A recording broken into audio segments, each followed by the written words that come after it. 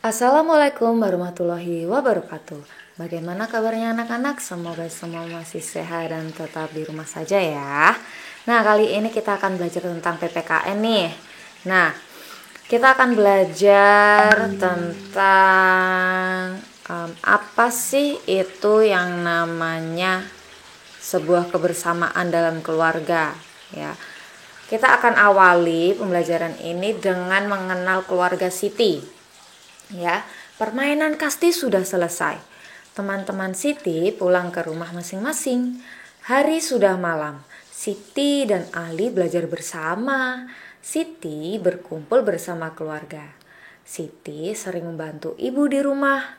Siti juga membantu Ali belajar. Nah, Ali ini adalah adiknya Siti ya.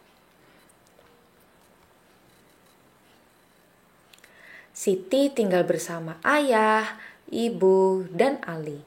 Ali adalah adik Siti. Nah, kira-kira tugas Siti terhadap adik di rumah apa ya? Coba kalian amati gambar yang ada di samping.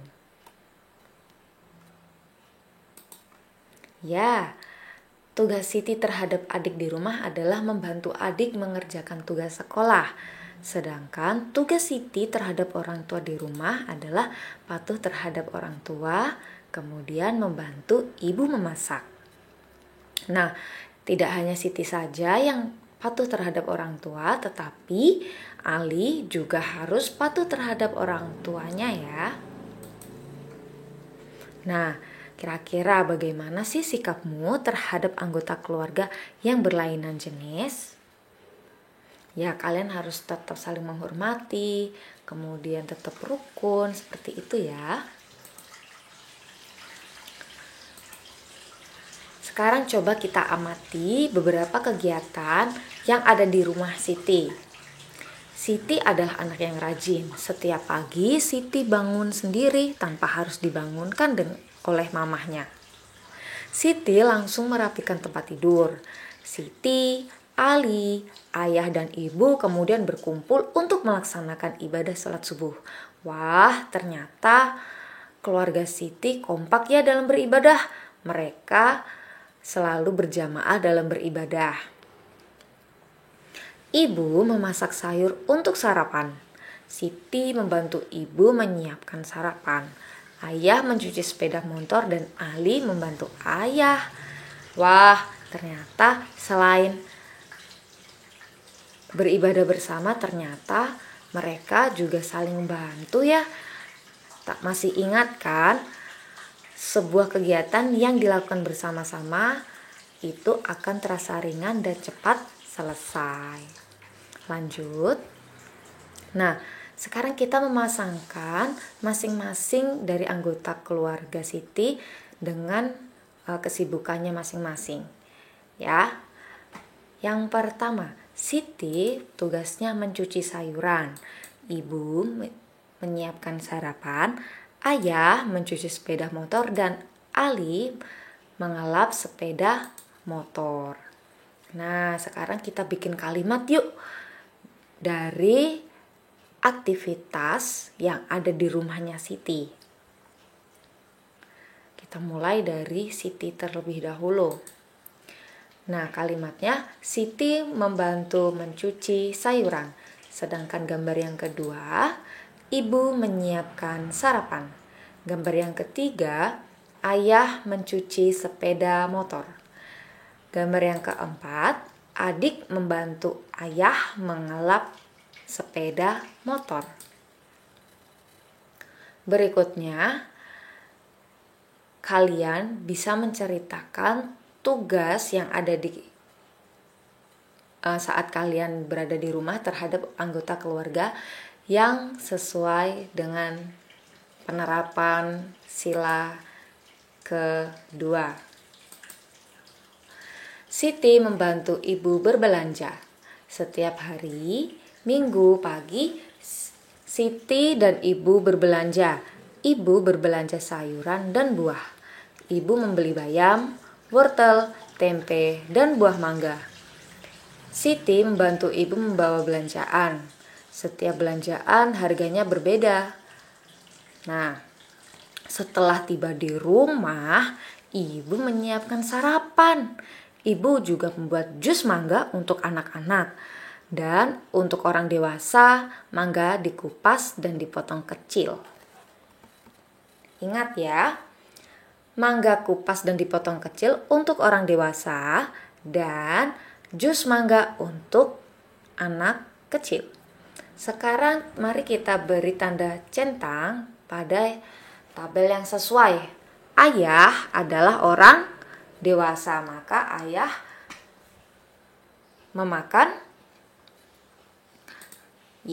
mangga kupas. Sedangkan Ali termasuk orang dewasa atau anak kecil?